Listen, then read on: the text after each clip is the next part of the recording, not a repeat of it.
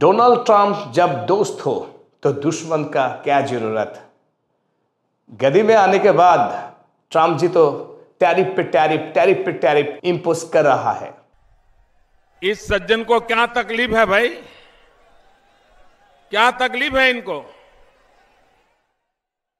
Most unpredictable president of USA mister Donald Trump, उनके लिए तो कुछ भी मुमकिन है, कुछ भी।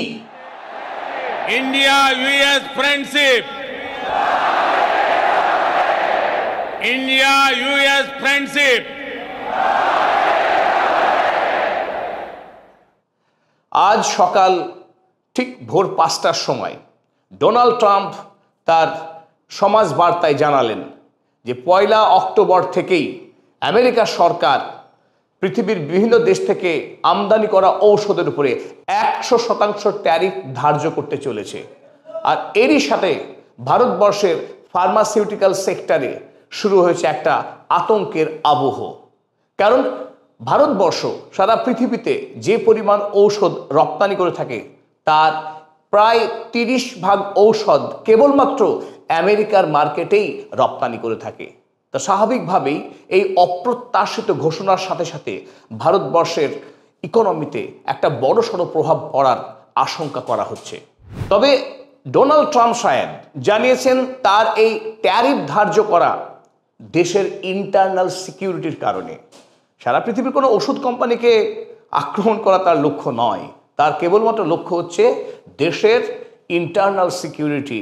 তার দেশ খতরে মে হ্যায় তার মতে।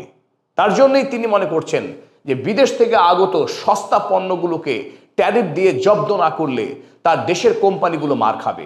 সুতরাং তার এই ট্যারিফ নিয়ে এত রকমের বাড়াবাড়ি। তিনি জানালেন যে সমস্ত কোম্পানিগুলো ইতিমধ্যেই আমেরিকার মাটিতে তারা কারখানা স্থাপন করেছে বা করতে চলেছে সেই সমস্ত কোম্পানিগুলোকে এই ট্যারিফ দিতে হবে না।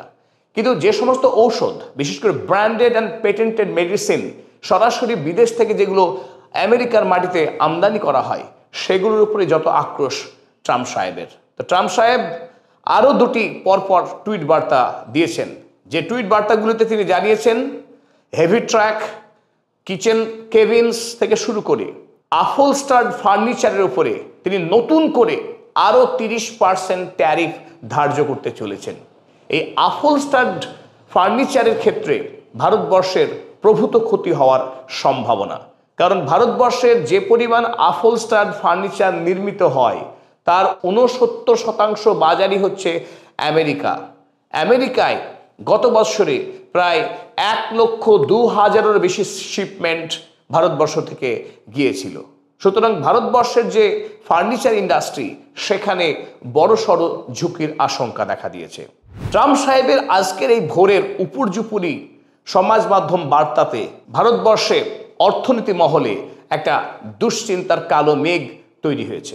মজার ব্যাপার হলো আমেরিকা যখন সারা পৃথিবীতে দ্বিতীয় বিশ্বযুদ্ধের পর থেকে একচেটিয়া ব্যবসায়িক মনোপলি স্থাপন করে এসছে, আমেরিকার কোম্পানিগুলো নির্বিচারে নির্দ্বিধায় সারা পৃথিবীতে বাণিজ্য করেছে, সেখানে হঠাৎ আজ এই 2025 সালে দ্বিতীয়বার জন্য ক্ষমতায় এসে তিনি মনে করছেন সারা পৃথিবী আমেরিকা রাষ্ট্রকে অর্থনৈতিকভাবে শোষণ করছে।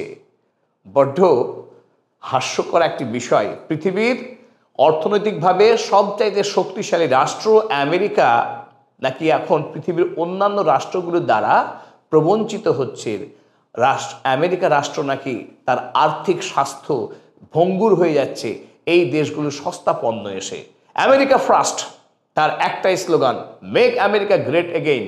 এই স্লোগান তুলে তিনি দেশের যে ইনফ্লেশন রেট, মুদ্রাস্ফীতির হারকে বহুগুণ বাড়িয়ে দিয়েছেন। ট্রাম্প সাহেবকে নিয়ে আমেরিকার অন্দরমহলও খুশি নয়। দেশে বারবার একটার পর একটা সিদ্ধান্ত তিনি গ্রহণ করেছেন, দেশের চাপে পড়ে পিছনে সরে আসতে হয়েছে। সম্প্রতি তিনি H-1B ভিসা যে প্রতি বছর $1,00,000 করে ধার্য করেছিলেন প্রতি চাকরিজীবীর মাথার উপরে, সেখান থেকেও তিনি কিঞ্চিত সরে এসেছেন। ভারতবর্ষের উপর বিশেষ করে যে বন্ধু রাষ্ট্র ভারতবর্ষ, সেই ভারতবর্ষের উপর তিনি ইতিমধ্যেই 25% ট্যারিফ ধার্য করেছিলেন। রাশিয়ার কাছ থেকে তেল কেনার অপরাধ স্বরূপ তিনি শাস্তি দিয়েছেন 25% ট্যারিফের, যেখানে বাদ ছিল ইলেকট্রনিক্স এবং মেডিসিন ফার্মাসিউটিক্যাল সেক্টর, সেই ফার্মাসিউটিক্যাল সেক্টরেও এবার আসতে চলেছে 100% ট্যারিফের আঘাত।